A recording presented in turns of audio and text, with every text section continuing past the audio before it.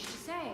Without further ado, I hand you over to the Honourable Graham Jones, MP for Haslington and Hyndburn and Chair of the Committees on Arms and Export Control. Well, thank you everybody for coming. It's absolutely a great delight to see so many people here who, in some way or other, represent the people of Yemen. Diaspora citizens, some of you may be dual nationals, but I have to do a thank you first. Thank you to the Ambassador for coming and for other dignitaries. Thank you to my parliamentary colleagues. Thank you to the Yemeni diaspora who approached me and said, look, we need to have a voice. We need to have a voice in Parliament. We need to have a voice inside the Labour Party. You know, our voices should be heard. And I thought that that's right. We should always empower people. We should always seek that people have representation. And rather than politicians tell people their views and in some cases impose their views, it is far better that if you speak and we listen and take on board your points. And that was what was raised to me initially when I was approached to set up the Labour Friends of Yemen. So absolutely delighted that you're all here. This is your meeting, your chair, your agenda, your voice, and we're here to listen to those voices. Because what is happening in Yemen is a humanitarian catastrophe. And we know that there are issues on the ground that are not being raised in Parliament, not being discussed, because you tell me that. And in the opinion polls that come out of Yemen, they say that too. That is why it is vitally important that your voices are heard and the issues that you're concerned about are raised rather than just the issues that I or my colleagues are concerned about. So without further ado, it's your meeting. I hand you back to the chair, and I hope the Labour Friends of Yemen is a great success. You're at party conference making a lot of noise, your presence is heard, your voice is heard, and that this goes on to be an institution within the Labour movement.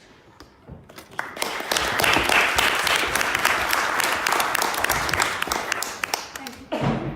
And our next speaker really needs no introduction. It's Vaz MP. Thank you very much, Madam Chair. It is a huge honour and privilege to be here with you all this evening, and I want to thank Graham for convening this meeting to bring together fellow Yemenis into the House of Commons. I speak to you as, of course, a son of Aden, and it is now over 45 years since I made the journey from Aden on Aden Airways to Heathrow Airport to Terminal 3 with my two sisters and my mother to join my father from the country where I was born. And it is so nice to see, so good to see people from all over the country. I want you to know that the voice of Yemen is already heard from our parliamentarians, some of whom are here today. People like Gill Furniss from Sheffield. Is there anyone from Sheffield here? Yes, very good. We have Fabian Hamilton from Leeds. Anyone from Leeds? No, they're probably playing at a football match. Oh, yeah. He's the shadow minister. We have Stephen Twigg from Liverpool. We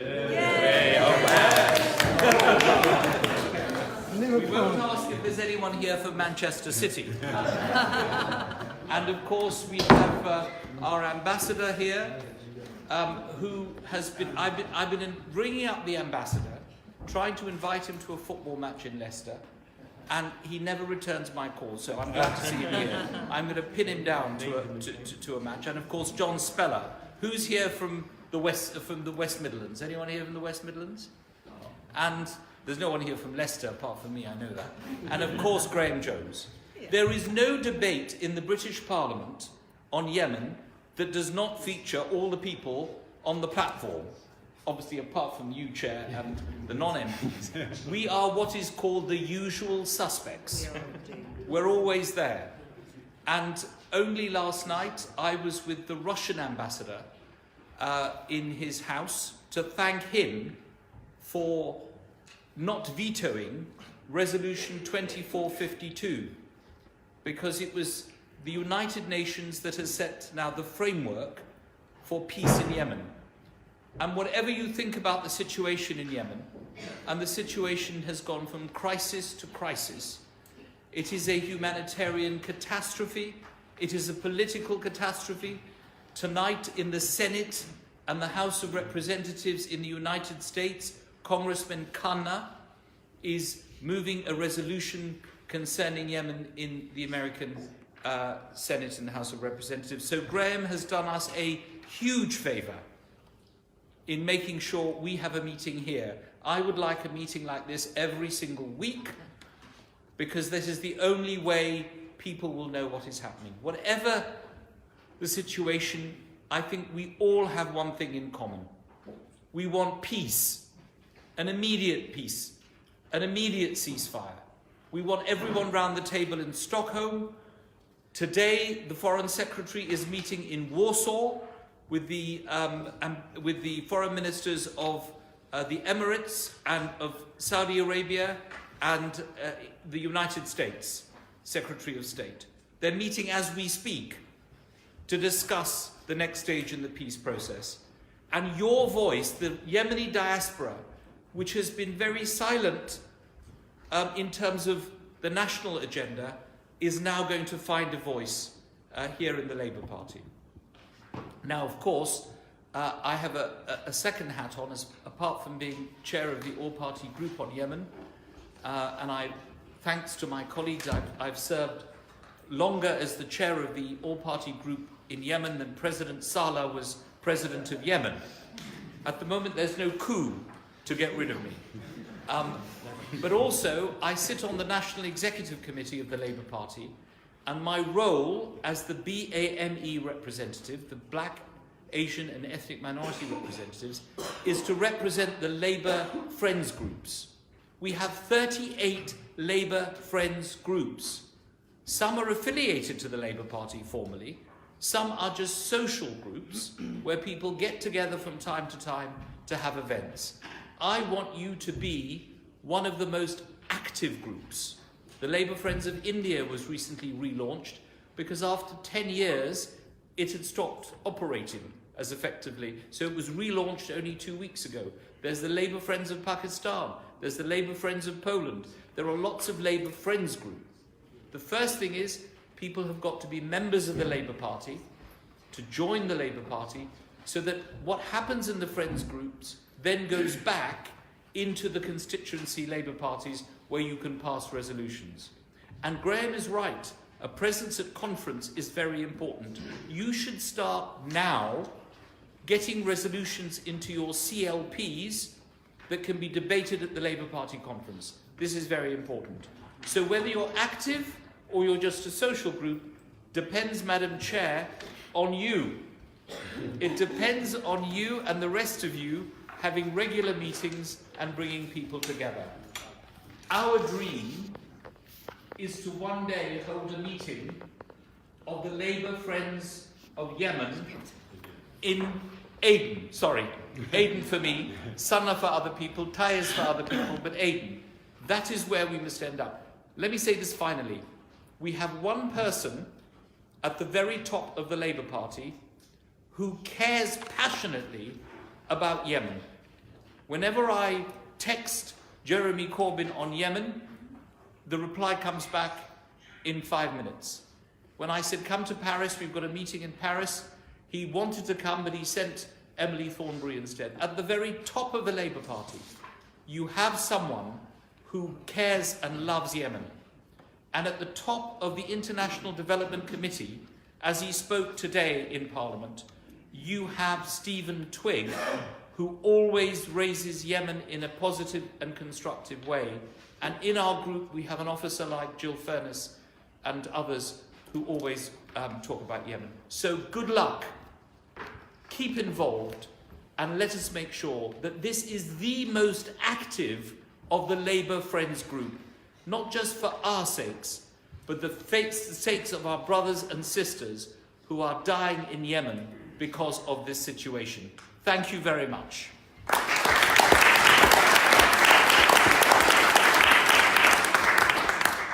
Thanks, Keith, and we hope to see you more MP for Liverpool and Derby, and chair of House of Select Committee on International Development, chair of Labour Friends of Yemen. Thank you very much indeed. Well, good evening everyone, and it's great to see so many people here, especially so many people here from Liverpool. And I'm delighted to be here and to speak after Graham and Keith, and to echo Keith's thanks to Graham and all of those who've worked so hard to organise tonight's events. And it's a great privilege to me that you've invited me to chair this new organisation, Labour Friends of Yemen. But I can only do that successfully if we have the engagement of all the people in the room, the parliamentarians, but frankly, more importantly, you, the rank and file, who are out there in the constituencies and communities around the country. I first got interested in the Yemen issue when the Select Committee that I chair held an inquiry 3 years ago. And we took evidence about the scale of the humanitarian crisis. We took evidence about violations of international humanitarian law by all sides in this conflict. And we heard this phrase, the forgotten war.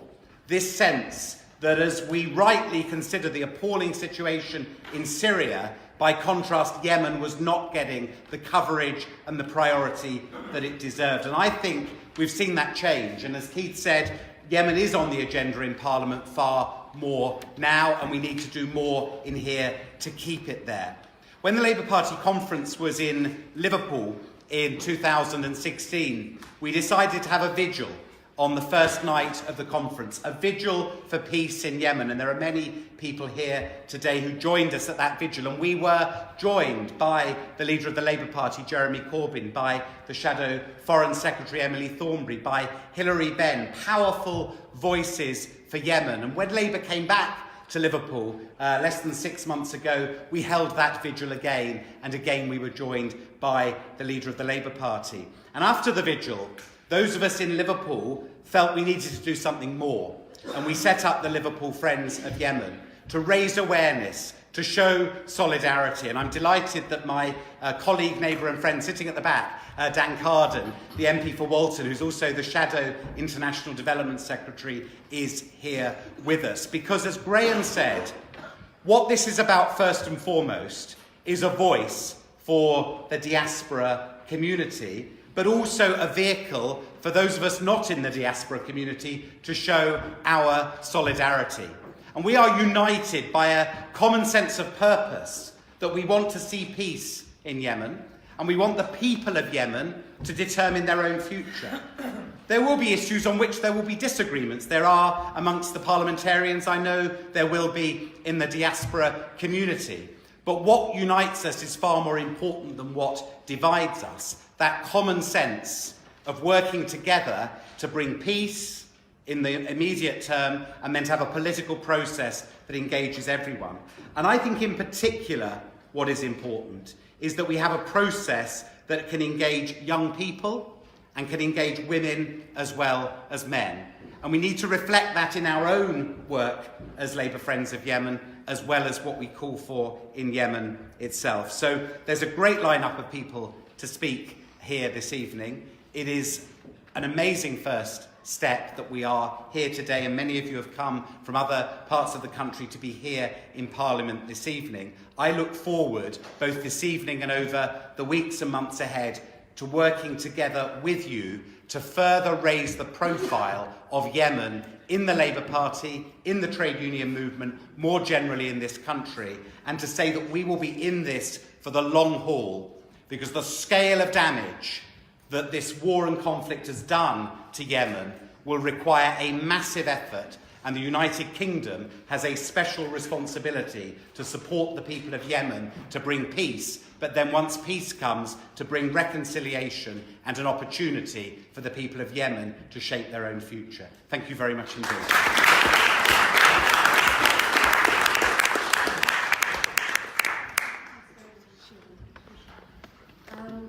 Razak Mossa, he's here with us, and he's the Labour Friends of Yemen team and community activist, and he's a very long-running activist in Liverpool. Thank you, Safa. Much appreciated this warm welcome. May I also thank our MPs who've been supporting our cause for a long time, and much appreciated everyone's effort, including Keith, Graham, and Fabian, and Gill, and above all our own local MP, Stephen Twigg, has been actively supporting the Yemen and has led on many debates across Parliament. Just to also thank you all for being here, for demonstrating your support and your enthusiasm to help with the process or the political process to reach a useful, lasting settlement for the crisis in Yemen. What brought us together as a group within the Labour Party is, as my distinguished colleagues highlighted, is the fact that Yemen is heading towards a disaster, basically. And it's all of us who have to stick together for the time being, trying to take Yemen outside this difficulty. We have internal conflict, we have also external conflict that affects the way Yemen's crises are managed. And we have to be mindful of it. There are parties interested within Yemen and parties interested outside Yemen. And that's why we came together and we thought, okay, let's just go and speak to our MPs who are interested in Yemen, and the talented MPs on here have been very supportive. We started this discussion back in the Labour Party conference with Stephen Twigg, and we also approached Graham Jones, who kindly invited me almost 1 year ago to come and see him in London to discuss potential working together to encourage Yemeni community members to use the political process to raise the issues about Yemen, despite the differences that we all have on the view. And we have to respect that to go forward. So the idea is to create some political discussion within the Labour Party, or political platform within the Labour Party, to support the effort to end the crisis that's actually taken or destructed the human beings, the infrastructure, the health system, the education system. The Yemen is about to collapse, or already collapsed. And I hope that the platform we are trying to create today will act as a medium for constructive discussions and responsible debate for all matters relating to Yemen and its people. The aim is to create and advocate a clearer vision for our country and for supporting, what I mean by our country, our beloved country, Yemen, but our country is also the United Kingdom. And we need to act as British Yemenis and British who are interested in Yemen together to achieve those goals.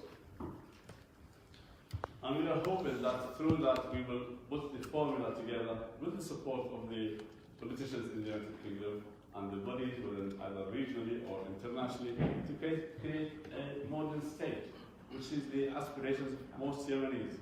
We don't want to go back to one-party rule system or a dictatorship or a geographical domination. We want a country that is fair, open, equal citizenship, and based on democracy and human rights. As suggested in our literature, which we put together for you, it's available in your leaflets. It's very basic aim to provide a platform for all of the Labour Party members to gain a better understanding of the current crisis in Yemen and ways to achieve a feasible solution that could lead to a possible and sustainable peace. We don't want crisis in there. We don't want just preparing for the next phase of the war. We want some form of comprehensive resolution to the Yemeni crisis that takes account of all aspirations of the Yemeni people from the Mahla to Sada. And I include the Houthis, the Southern movement, the Central movement, all of the Yemenis. They all have to have an input to this political solution that we all aim to, and use democracy and debate as a way to achieve it. I think I've almost covered the points that we have raised, and they're all listed in the our leaflet today, and I'm hoping that this meeting will become a transitional moment in our political activity in the United Kingdom as Yemenis, and to bring us together. I'm grateful that for the first time we have two local councillors who are here, one who is here with us, Councillor Qadir from Yemen, and we want to encourage members of the Yemeni community to get involved in the local British politics, probably Labour, whatever they like. So thank you very much, everyone. Thanks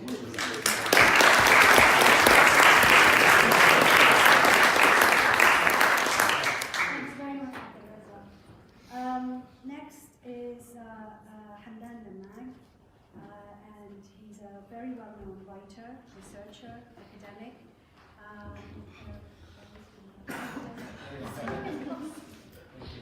Thank you. Good evening, everyone, and hello and welcome, and many thanks again for coming tonight to support the launch event of the Gill Furniss of Yemen. Your interest in us and attention to our message is what continues to make the Labour Party special in the House and drives people like ourselves to take our allegiances to the Labour Party seriously. I will try to explain the rationale and motivations for establishing this group and the means within which we can deliver its mission and objectives. The situation in Yemen is undoubtedly of great concern, and we have witnessed with much respect and appreciation some of the efforts that have been exerted to deal with it on the part of the Labour Party.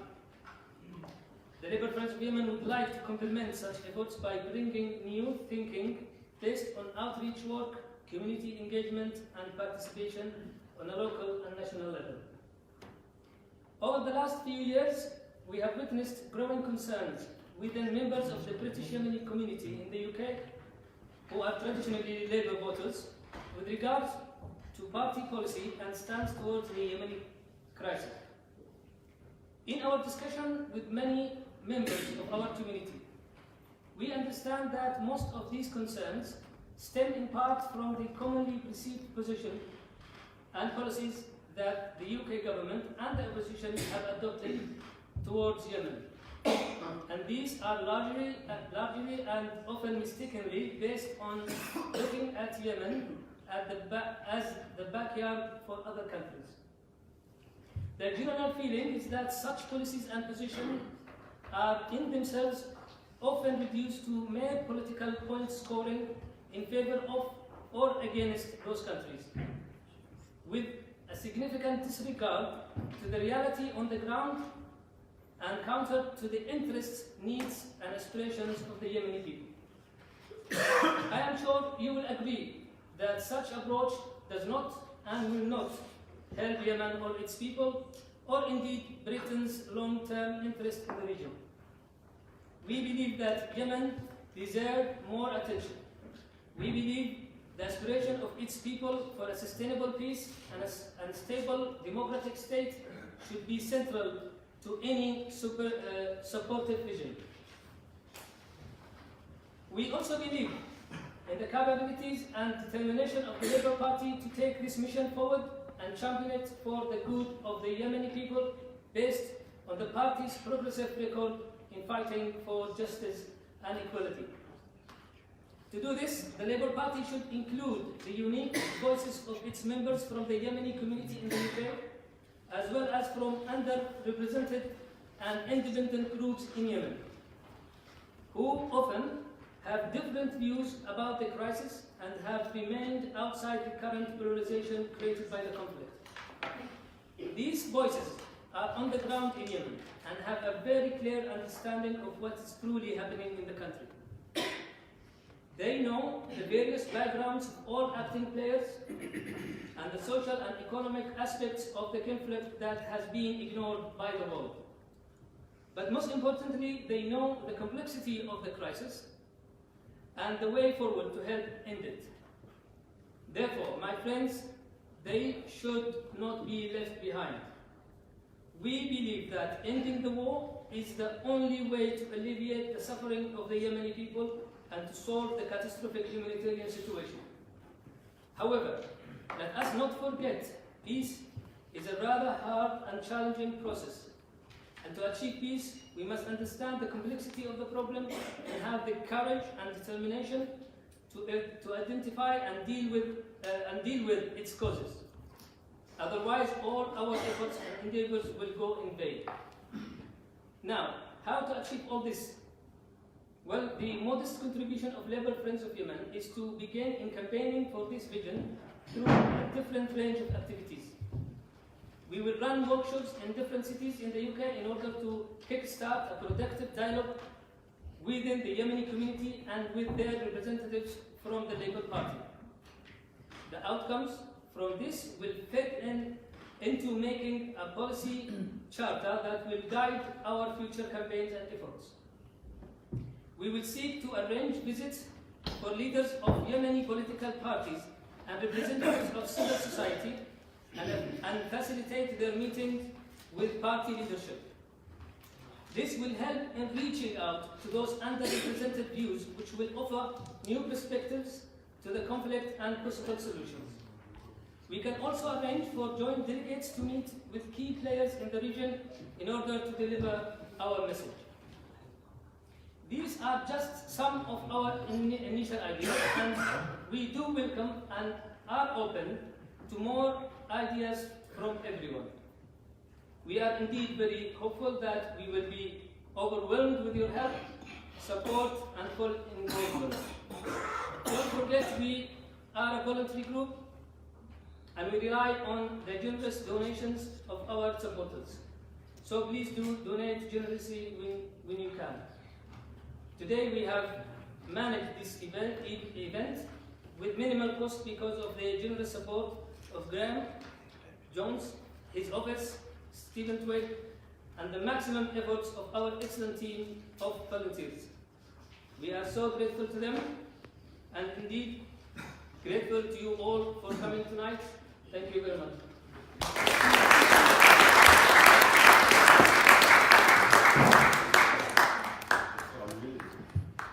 Thanks very much.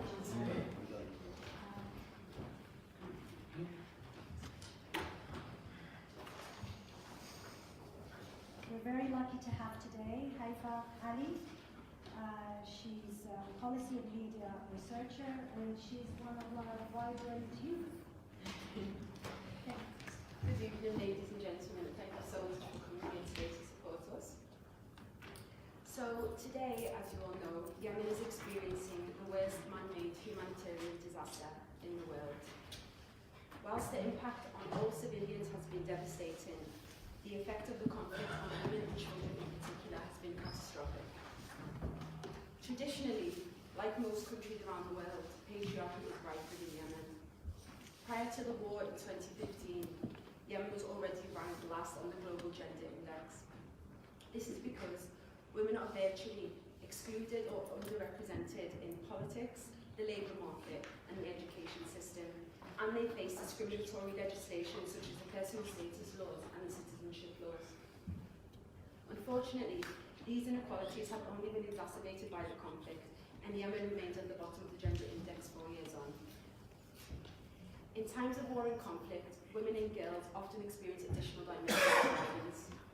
The deterioration in security and stability amplifies the threat of sexual harassment, kidnappings, detention and torture, minor marriages, restriction of movement, and gender-based violence. In the meantime, as more men are leaving to fight, women are forced to adopt sole responsibility for financially sustaining their communities despite economic adversity. We must also acknowledge that an entire generation of children have a very bleak future because of limited access to education, or worse still, no education at all. This has only pushed families to dangerous alternatives involving recruitment as child labourers and child soldiers. Widespread famine has also had a devastating impact, as an estimated 5 million children are at risk of starvation. This is made worse by the relentless bombings of hospitals, making children at risk of contracting preventable diseases such as cholera, and obstructing access for pregnant women and babies to receive adequate maternal care. While war and conflict has ravaged the nation, Yemeni women have nonetheless demonstrated an undeniable resilience, sustaining their communities and aiding the peace process. They have been at the forefront, launching women-run initiatives, negotiating the release of detainees, documenting human rights abuses, delivering relief, and promoting peace building across the country. However, much more needs to be done to realise the full benefits of including women and youth in political dialogue, not as a tokenistic act, but as a progressive step for change. Women are an essential factor for peace because they need a comprehensive framework that addresses local level needs instead of focusing solely on appeasing the warring factions. Both state and non-state actors have traditionally been determined to exclude women from any decision making, which has been reflected in the fact that only 3 women were present during the last 3 peace talks, and it's imperative that we change this. At the Labour Friends of Yemen, we are committed to improving the social, educational, economical and political inclusion of women and youth. We aim to achieve this by promoting their engagement in political dialogue, identifying and addressing their specific needs, and ensuring greater representation and leadership across all areas.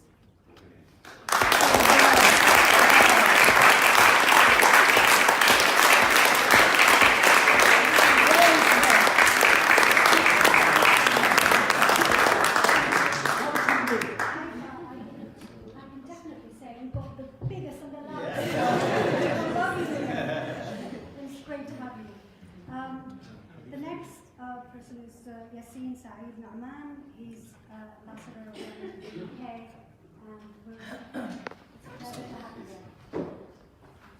Good evening, everybody. Thank you so much for giving me this opportunity to address this unique event. And I would like to say some words. Allow me to start with thank you, dear Mr. Kramjans, all other honorable ladies and gentlemen.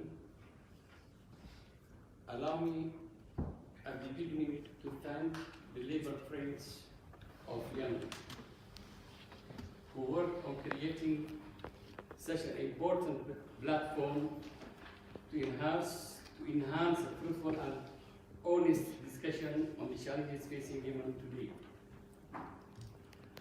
As you are aware, Britain today plays an important and constructive role in bringing a comprehensive solution to the Yemen conflict that we all pray to see an end to very soon. The role of Britain has always been crucial, especially since 2011. Allow me to elaborate quickly. It was like these days on 11th February 2011, when young men and women marched side by side in Sana'a, Taiz, Aden, and across the country, whole Yemen, calling for a new, modern, democratic civil state. The voice of those young people were heard when Britain motioned the Security Council resolution calling for a new transitional period in Yemen and supporting the Yemeni parties engaged in a national dialogue to agree on a new constitution and new elections. Because we believe in a plural system where everyone is heard, we welcome all parties, including Houthis, to participate in national dialogue at that time.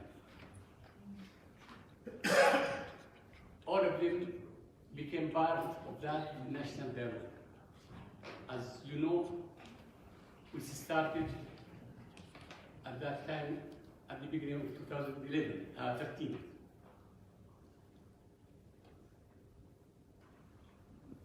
we wanted all our people to participate in such, event, because no other way except democracy which can rescue Yemen from violence. All parties believe in that way. The national dialogue did come out with concrete outcomes that laid the foundation for a new, plural, democratic Yemen, and it was Britain again who adopted a Security Council resolution recognizing the outcomes and calling for a referendum on the new constitution. But unfortunately, what happened after that? All parties, even Houthis, participated in that kind of dialogue. Directly after the conference, the armed militia of Houthis overran Sana'a and the whole country. That was the problem started from this point. Even when the Houthis stormed the capital and started arresting activities, politicians, journalists, to silence the voice of dissent and eventually storming villages and cities, we exhausted all means to reach a political solution before the country descends into this conflict.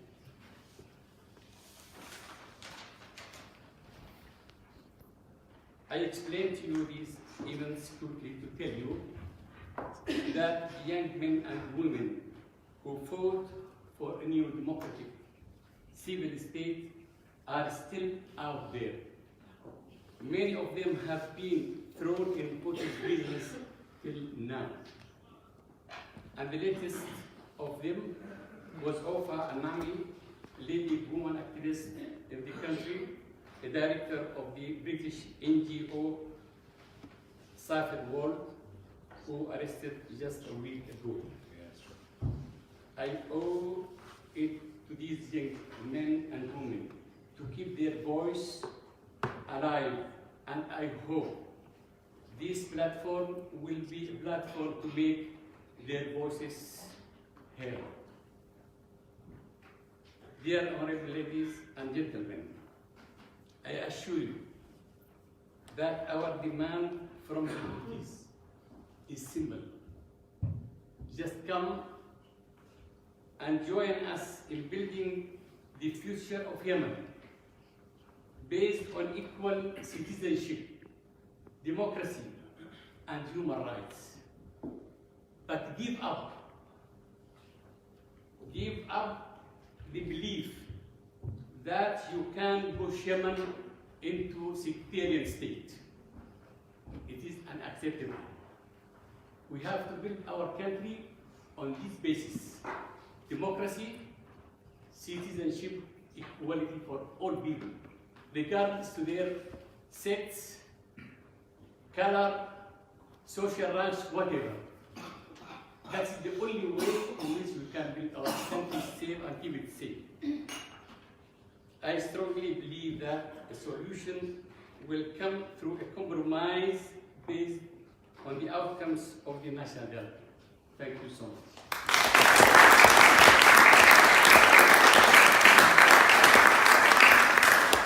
Thank you very much, Ambassador. We have Abdul Shaif, Chair of Yemen Community in Sheffield. Thank you. I have to stand up, otherwise you won't be able to see me. It's a privilege to speak with our MPs here, but it's also a privilege to speak with Yassin, Saeed, Noman, one of the most influential figures in Yemen politics, and Abdul Qadir, the Foreign Affairs Officer responsible for the Transitional Southern Council, and Yassin, an ex-minister with great reputation in the Yemen. So I think we've got a combination of both MPs and Yemeni politicians that can listen to the message. And the message is, stop the war. There is no other message. This is a very dangerous war. Our kids are scarred for life out of this war. They're psychologically scarred, they're traumatized. How can those kids one day build a society that we want, which Dr. Yassin was talking about, if they're scarred? Kids are used as soldiers, both with the Houthis and in other places around Yemen too. These kids are traumatized. 2,500,000 kids have no schooling because either the schools are used for displacement or they've been bombarded. 2 million, 2.5 million. What kind of an educated population are we going to have to build a Yemeni society? So let me tell you this, Save the Children said that 85,000 kids have died so far. I think it's a lot more. I think it's a lot more. And I think it's sad. It's sad that only 10 or 15 MPs turn up in the chamber to discuss Yemen when the discussion comes on. Where are they? Where are our politicians? Britain plays an important part. Britain has a colonial history in Yemen of 127 years. And that colonial history is very important. You know, Keith Vaz talked about 45 years ago, there was an aid in Yemeni line. There is no aid in Yemeni line to Britain now, 45 years later. We as immigrants have to travel through Egypt, through Salalah, through all sorts of places. People are suffering. People are suffering economically, people are suffering politically, people are suffering socially. And Yemen needs to be at the forefront. It's not about continuing the war. Anyone who wants to continue this war is a warmonger. Anyone who wants to continue this war is making money out of this war. Anyone who wants to enrich themselves out of this war is not a friend of Yemen. So for all those people and all those countries that are involved in the war, we want you to do something different. There is a solution. Maybe the Houthis are part of life. As much as I hate them, as much as they are despicable, as much as they are self-imposed, maybe they are part of life. Well, why on earth don't you build the liberated areas that you've already got in the south? Build the state in the south. Build hospitals, build schools, build railways, let the people in the north see that something is happening in the liberated area so they can take the Houthis on. That's the only way you can resolve it. But to continue having these peace talks and these negotiations without a real outcome, the outcome has to be to stop the bombing, to stop the war. And for Britain, they have an important role to play. But let me tell you this, Britain could also be complicit in this war, in the way they're dealing with it. Britain has to play as a fair partner. It has to bring groups together, and it has to make sure that the war ends. If the war doesn't end, and the killing fields continue in the Yemen, people will say Britain is complicit because it's selling weapons. It's obvious. And I know that people in the Gulf states can buy these weapons from China or from Russia or from anybody else in Britain. But that's not the point. The point is that we are holding the Yemeni fire. We are leading that fight.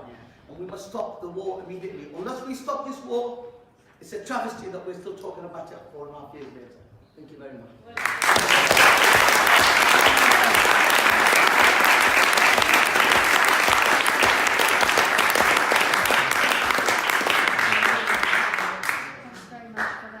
Next is Amina Atiq, a poet and activist from Liverpool.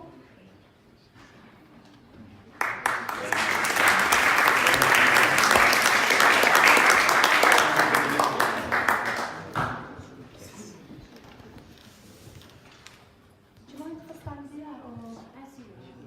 Is that okay? Can you all hear me? Thank you. Are you sure? Yeah.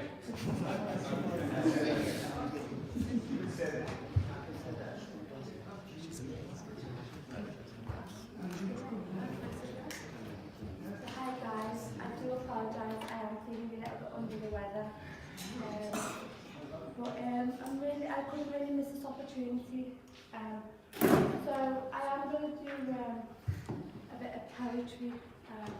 And the reason why I do poetry is because I want to highlight the voices of these people. Okay, and no disrespect to politicians, but when we do have these political discussions, I question myself, you know, where are the voices of the people, because it's turned to numbers. You know, my people are not just numbers. So I wrote this piece called The Forgotten Yemen. And we are now coming to 4 years. 3 years have passed. And an English newsreader told me home was only a lost young man holding his AK-47 with no shoes. But the shackled arms and the malnourished hips stare into the distance. And the arcs of bones reach waiting for food parcels to arrive. And slouching shoulders sitting with an empty stomach at growls. hoping war could speak. It would chop its tongue, lose its limbs, and hide under the rubble, shattered in regret. And 3 years have passed in counting, and manhood blurred into the distance, waving farewell. And a storm approached of men and war in a battlefield of stones, and guns and trust and power, money and pride, and in red you bleed, and in blue you hope for tomorrow. But tomorrow did not arrive, because it left mourning mothers and widowed wives and orphan children in a battlefield of wealth and pride. And 3 years have passed and counting, and you watch your home. You watch your home collapse to its ground, the same ground your fathers fed the soil with their blistered hands, the same ground that raised you, fed you, and taught you to stand up straight. And 3 years have passed and counting, and you ask yourself, do they know who suffers the most? Do they know? The people in between, the ordinary lives and the survivors and the forgotten people and the forgotten Yemen. You see, I always felt like a stranger returning home, but I only visit in the summer, where you were always too kind, waiting for my return. And 5 years ago this summer, I kissed your forehead and whispered, I will see you soon. But this goodbye drowned in summer, memories faded, and goodbyes are never easy. It reminds you that war has returned. You see, neighbours knock on doors to share food, but your neighbours drop surprises, and neighbours knock on doors to ask for help, but your neighbours became your oppressor. The blockade to your life-saving needs, and the grief in your own home, your open wound with no plaster, left a sting, then infected. No doctor has seen a skin disease like this one before. Your heartbreak bigger than love, your headache in the morning no coffee can cure, and the fear polluting your air with no one to trust. The numbness to your throat left you speechless, and the stack of debt sitting on your shoulders, and the illness of your parents unspoken of, and your missing husband, and the death of your child. But I say this to my home, I love you. I love you, and I love those who love you. And even if they stitched my lips, I will rip them apart only to repeat your name, because I love you. I love you, and I love those who love you. And I yearn, wallah, I yearn for the day I see you stand on your feet. Because in faith I hold close to my heart, I believe you. Because I love you. I love you, and I love those who love you. For I am your complexion, and I am the daughter of an Arab. And I yearn. Sorry, thank you.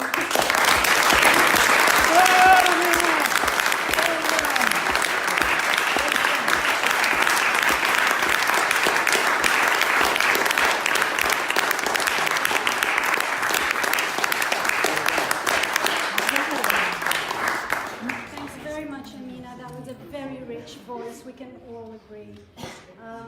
Next is Gill Furniss MP for Sheffield, Brighton and Hillsborough. Thank you. Well, that's a very hard act to follow, isn't it?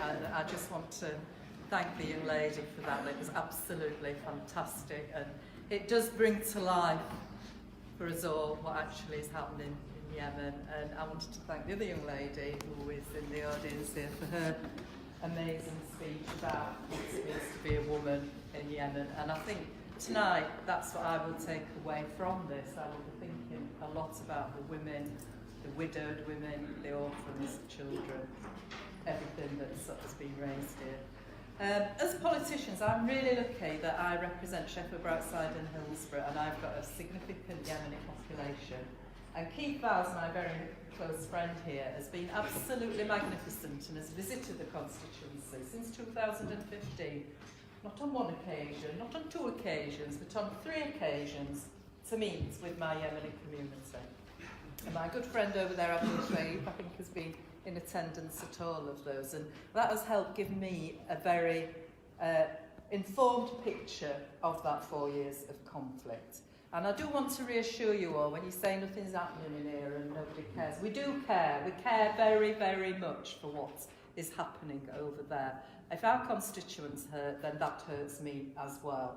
And that is why the APPG that I'm proud to be treasurer for on Yemen is very close to my heart, and I spend a lot of times, like just this last week I've spoken to representatives from the Red Cross who are in Yemen at the moment, from Save the Children. We had some very good conversations only last Thursday, I think, Stephen, wasn't it? With the Save the Children, and we've had reports back from them about what's happening on the ground as far as they see it. And I was very proud to be with Keith in November when we travelled to the French Assembly in Paris, where there were representatives not just from the UK, but there were about 6 or 7 MPs, I think, weren't there, all together. And Pauline Laban, who was a Conservative MP, was with us as well. And also, I think, from memory, I think we've got Germany, Netherlands, Italy represented in the Paris Assembly, and we were very fortunate to have the Yemeni Parliament sort of beamed into us as well. And we were all there showing international, European international solidarity to ask for a really important ceasefire and times to get a peace that is lasting. And I'm very proud to have done that, and I'm very proud that my friend Keith was the man who organised that as well. So I think, we really are trying here. I think in some ways, at the moment, the new Foreign Secretary, albeit a Tory, does seem to have a better grip than the last one. I try to put that diplomatically, which is not easy, but there we go. And certainly there was a meeting earlier this week, was it last week, with Jeremy Hunt, who very much seemed to be there on the ball in terms of what was happening there. And because we are, as a country, we are now the pen holders for the United Nations. We've got Martin Griffiths as well, and it seems to me that Jeremy Hunt and Martin Griffiths seem to be establishing a very good working relationship, to the extent that the Foreign Secretary has given Martin Griffiths £2.5 million in order to resource his sort of work that he's doing on our behalf. So I think that's a really good start. And I think at the moment, the 3 years I've been here, I just feel and hope that we're just getting that bit nearer, that little bit nearer the lasting peace that you need and that the world needs, because we do know this is the worst humanitarian crisis I think the world has ever known, and that has been acknowledged by different forces who are out there. I want to thank Graham for organising this as well. I think that's been brilliant, and I'm so proud to be with the Ambassador tonight. And I just think we've just got to keep together, haven't we? We've got to keep talking to one another. You've got to tell us what's happening so that we can bring it upon your behalf, or should I say continue to bring that upon your behalf, because we all ask many questions. Emily Thornberry is fantastic, and when Labour comes into power, she will be a fabulous Foreign Secretary, and I can promise you that Jeremy Corbyn will have a much more ethical foreign policy than the government we have now. And Abdul, my friend, is very right to say that the UK is culpable in this, because we know that the UK is selling arms to Saudi, and I've asked many, many questions, as have my colleagues, about let's stop this now, this isn't right, because they are culpable. And we will carry on doing that. But it's heartening that we have got people around the table. It's heartening that there's a meeting going on now, as we sit here, with the Saudis, with the Emiratis, with our Foreign Secretary. So let's stand together, as we always will. Be assured your cause will never die with us. And I really look forward to the democracy, the citizenship, equality that you demand and you deserve. And more than that, I'm really looking forward to my visit to Yemen when it is safe to do so, because I've heard so many fantastic stories about the beauty of the country from my Yemeni delegation here, who have travelled all the way from Sheffield to be here tonight, and of course from Keith, who was born there. So let us hope this is the start of something special. Thank you.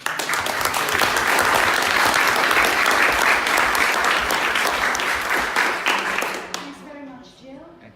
The next person also needs no introduction. It's Noel Brehony, Chair of Thank you very much for this opportunity. Can I just say, as chairman of the Yemeni Society, can you all hear me? Yes. Yeah.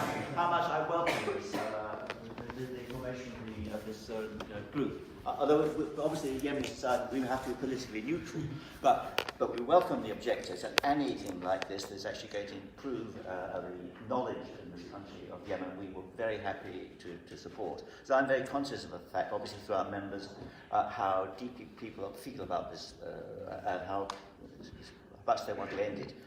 But in the and it was also, I'd like to remember, the community's been here since the 19th century. It's a long-standing community, not a recent one.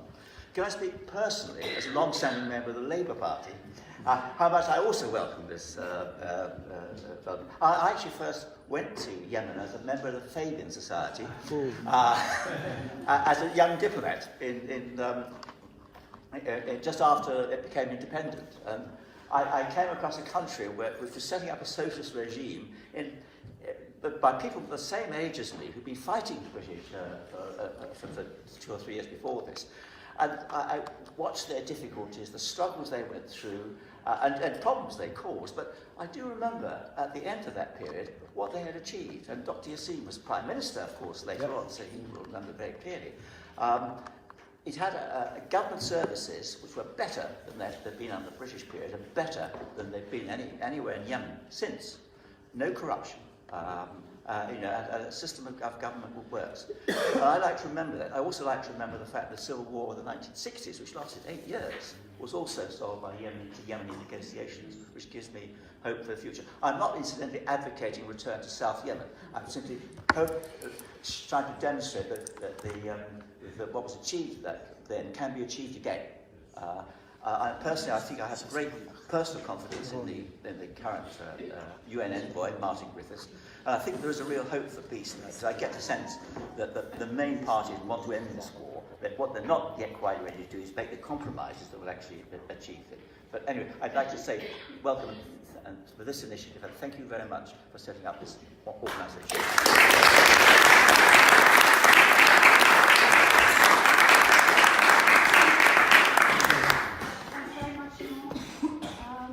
Fabian Hamilton MP for Leeds, North East, and Shadow Minister of State for Peace and Disarmament. Thank you very much, Chair, and thank you, Ambassador, for being here. And to all my esteemed colleagues, and of course to all of you, I can't tell you how much it warms my heart to see you all in this room.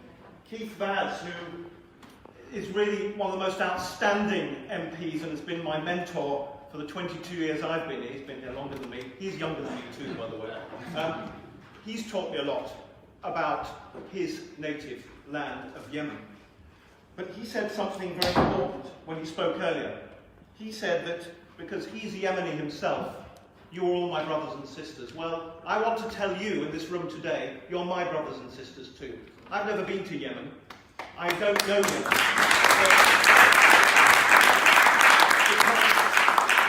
Because you're here today, it shows that we are going to unite the diaspora community, the Labour Party, the front bench, all my parliamentary colleagues, who are determined that we will see an end to this war and that we will push our government yet further. My friend and colleague Gill Furniss mentioned earlier the work that's being done, and the fact that the new Foreign Secretary, relatively new Foreign Secretary, is a considerable improvement on his predecessor. That wouldn't be difficult, because his predecessor was utterly appalling and a disgrace to this country. But I do want to pay tribute, and I know I shouldn't in this Labour Friends of Yemen meeting, to Alistair Burt. I meet with him regularly, and he updates me, and the first topic of conversation is always Yemen.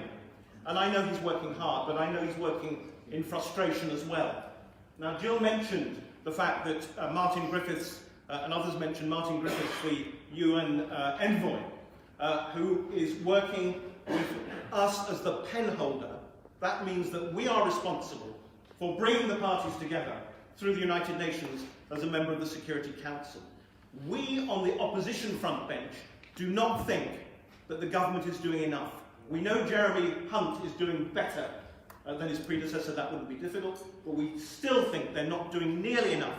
We are in the driving seat here, and we should be doing a lot more. So thank you to our friend from Sheffield, who I think we met when I was there 3 years ago helping Gill in the by-election, and it was the first time I'd spoken to a Yemeni diaspora. I wasn't the Shadow Minister then.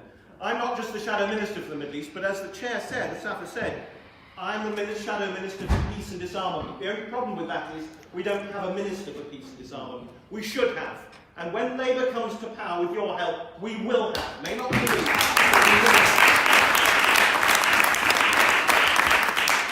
My friends, this is a proxy war. We know that. And it is a disgrace to humanity that this is being allowed to continue.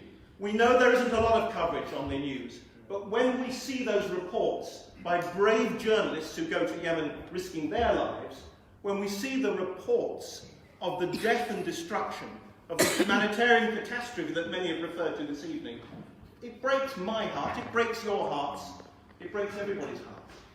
And how can we look at the suffering and the misery of not just the women and children, but every citizen, every human being in that country? How can we look at our fellow human beings being treated like that and not want to act? Because we know that everyone in this world is entitled to a life free from violence, fear and hunger, and we're going to reverse in Yemen. I just want to thank my colleagues. Stephen Twigg, the chair of the International Development Select Committee, I made a big mistake standing against him for election in 2015. I'm glad he won. Well, we work together now. I served on his committee. My friend Richard Burden, who does a lot to raise many issues, especially Yemen, in our parliament, and has worked so hard. He's one of my oldest and closest friends. He's on the International Development Committee too. It's why I wanted to be on it. Graham, thank you for bringing us together today. I was on your committee before you were chair. Committee on Arms Export Control. If you read it in a kind of English accent, it spells cake, but I don't think we want cake there. He does a really important job. And if I've ever become the Minister for Peace and Disarmament in reality in the government, it'll be his committee we'll be working closely with. Because we need to look at the way arms are sold in this world, that fuel conflicts, that destroy lives, and that lead to the humanitarian catastrophe we're seeing in Yemen. But I just want to assure you all, firstly, that I care passionately, we care passionately, the front bench team cares passionately. Emily Thornberry couldn't be with us tonight, or you'd have been hearing from her rather than me. The Shadow Foreign Secretary puts Yemen at the top of her agenda every single time. We've had many debates in the House. The first one, I think, that I took part in was 3 years ago, that you initiated, Keith, and it was an education. But ultimately, my dear friends, we will not forget you. We will work together with you. We will build Labour Friends of Yemen so that Yemen becomes the #1 policy for our party to create peace, disarmament, to end the human suffering and misery that we've seen every day. Peace building will be our #1 priority when we're in government. Thank you for being here today. Thank you for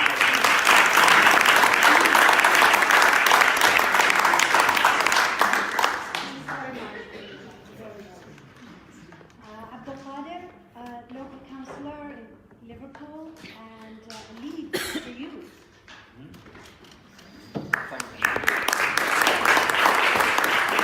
Thank you very much. It is a great pleasure to be here amongst friends. Thank you to the right honourable MPs who have managed to bring us together with this determination. Thank you to His Excellency Dr. Noman for being present as well amongst us today. I'm so proud to be part of Labour, and this is the reason why I joined Labour, is because I know that this is the only party that really truly cares about vulnerable people, no matter where they are, no matter where they come from, no matter the background they come from. It is a truly privilege for me to be a councillor in Liverpool, the second councillor in the history of Britain, and coming from Yemen when I was 7 with my mum. I only have very small idea of what it was like in the olden days. I did go back when I was about 20 for a year, stayed there, and it was a beautiful city. It was a beautiful country where peace was present.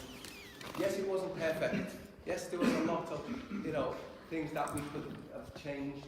However, it's a far better place than it is now. Every 10 minutes, a child dies in Yemen. Every 10 minutes. That's blood is on people's hands. They should be ashamed of themselves.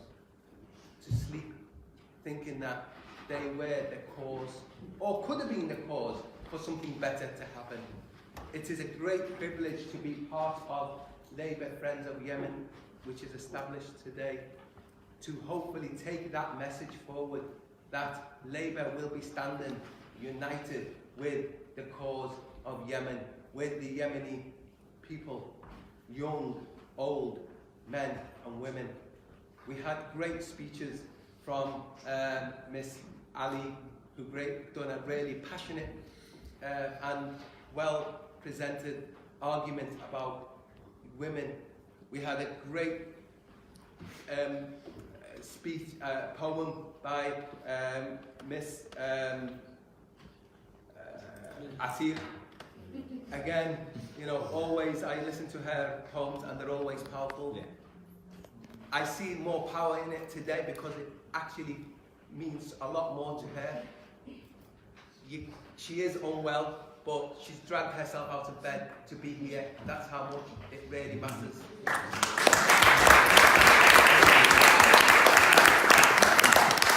It gives me great pleasure and privilege to be the mayoral lead for youth, because it gives me an opportunity to go out in Liverpool, across Liverpool, to listen to young people, listen to their aspirations, their dreams, and witness firsthand of the things that make them excel, the things that matter to them most.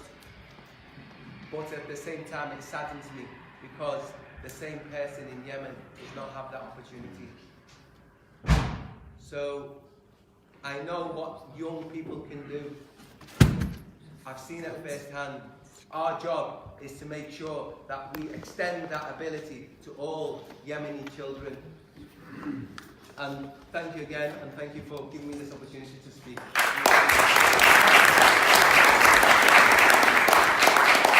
you very much, Abdul Qadir. The next speaker is Nadia Al-Sakkaf, ex-Minister of Information in Yemen, and an activist and a journalist. Thank you, and I apologize for coming late. The underground I came from Swindon, so I apologize for that. I am actually now a researcher, about to finish my PhD in politics from the University of Reading. So you can go ahead and call me Doctor, or if you'd rather call me Khalisi, I don't mind. For those who know the reference. For next time, definitely. Now, just a little bit about myself. I spent my last career working in education, in software technology, in development and activism, in journalism, in politics, and now in research. And to tell you, the most powerful of all the jobs that I've done and been in is journalism. I've seen the power of media firsthand. I have seen that it matters to all the other sectors, and that how, if controlled, media can be detrimental for the lives of people. And in Yemen, as you know, there is a strong control over media all over the country, but especially in the Houthi-controlled areas. And this control of media is, I'm not going to give you a rundown of what happens to journalists and activists, because you already know. You've seen the news, you've read reports, but I'll give you two anecdotes. Maybe you haven't come across them. Journalists in Sana'a, friends of mine and people I used to work with, before they go out, if they expect to pass any checkpoint, they have to format their phones or laptops. So imagine that any time you expect that you are going to go a certain distance, you have to delete everything that's in your phone. Imagine the ordeal, because what happens is that the people at the checkpoint, they come and they search for keywords. They would go like Al-Udwan, the coalition, Houthis, Saudi, Hadi, Saleh, any of those. Not maybe me. And then just finding that excuse. You could be forwarded an email from somebody you don't know, and then that would be an excuse to have you detained. Another story is of my cousin. He's just 17 and he was traveling from Taiz to Sana'a. They found a TOEFL book for learning English. And then they asked, what are you doing with English book? And they used this as an excuse to take his money eventually, and they let him go. But the fact that if you are associated with English, in a way, for some people, that makes you a criminal.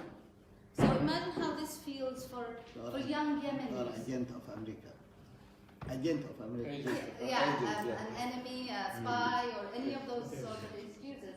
The point is, imagine how this feels for young Yemenis, for journalists, for activists, that your outreach to the world is being scrutinized and you're under threat. Imagine that you cannot dare to find any other sources of information, that everything is blocked and censored, and all you have to do is just keep your head down and learn the rhetoric, whatever is saying, the Sakhar or whatever in other places, in Adan even. Just follow the norm and do not dare to critically think or question. Now, I am also proud to be a Shibnan scholar. I am an alumni of the Shibnan Scholarship. In 2001, I studied information systems, and I can say that was an amazing experience, because it's not just the education, it's the exposure. It's how much you learn from going out from your own environment to a different one and learning there's a world beyond Yemen, and there's so much to interact with other people. Now, to my dismay, the Shibnan scholarships have been reduced, and I know I want to tell you about freedoms and politics and peace. This is all a process, a long process. But if there's one ask that I could throw in this room and say, if you can, why not invest in the minds of the young, bright Yemenis? Why not triple, 10 times, tenfold the scholarships given to Yemenis? There are so many bright, amazing Yemenis who could have used this and prepared for the future, because what worries me is not, it is the hunger, the starvation, the suffering, but what worries me is that once peace is achieved, then what? I mean, then who's going to pick up the pieces? There aren't enough of them to stitch the social fabric and bring the country back together. But if we invest in education, and even if it is a risk for the United Kingdom to have Yemenis come here, what if they stay? I mean, it's a win-win situation. You have some of the brightest minds under your service, and they are hardworking people, and they will go back to their country or contribute one way or the other. And I think if I can conclude, I will conclude with just this thought, going back to the idea of control over information. Now, if you can just take 30 seconds to imagine that there is no internet, or that there is internet but it's censored, or that you don't know it's censored but it's monitored, which I expect is also monitored here, but at least the idea that your sources of information are not there, so they're not yours, in the sense that somebody, there's a big brother, who's not allowing you to Google things and feel safe about it. Imagine this, imagine the darkness, the ignorance. I have spent 3.5 years researching politics to conclude the obvious, that the problem with Yemen is knowledge, or rather the lack of it. So if we can just put some rays into that dark area of ignorance and help Yemenis explore the world and know more about different sources of information in the media. So one is education, opportunities, scholarships, and the other, infiltrating the censorship and allowing journalists and activists to have gateways of information so that they can speak and that their stories can be heard. Thank you. Thanks.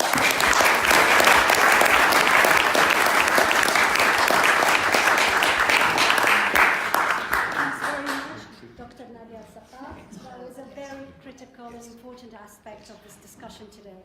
I think we have about 10 minutes to open this up to the floor, And I mean, 10 minutes, because if you have any comments, please keep them short.